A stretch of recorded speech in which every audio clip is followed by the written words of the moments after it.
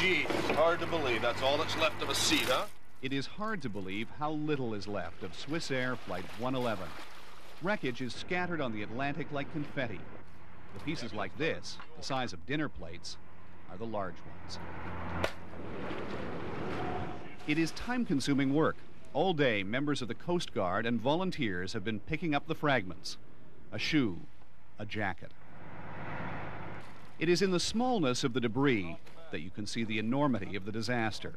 I've never seen anything disintegrate like this, have you? Body parts everywhere and stuff? It is an awful scene. Destruction so overwhelming that finding and identifying the 229 victims will take some time. But there are clues about what happened to the plane after it left New York last night, bound for Geneva. At 10:14 Atlantic time, at 33,000 feet, the pilot issued a distress call, reporting smoke in the cockpit. He requested an emergency landing at Logan Airport in Boston, but was told Halifax was closer. For 16 minutes, the flight crew and air traffic control were in contact as the situation worsened and the plane lost altitude. Somewhere below 10,000 feet, it dropped off the radar screen. So did changing destinations waste precious time?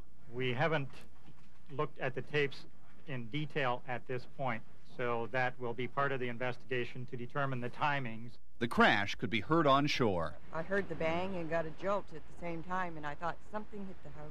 Rescuers rushed to the scene, but as the night wore on, it became clear that warm blankets would not be needed, and ambulances would only be called on to transport the dead, like this woman whose body was brought ashore at Peggy's Cove.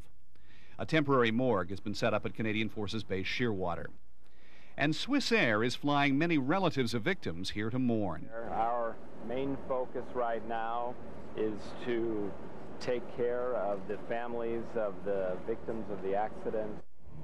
Divers are still working to recover the black box flight recorder.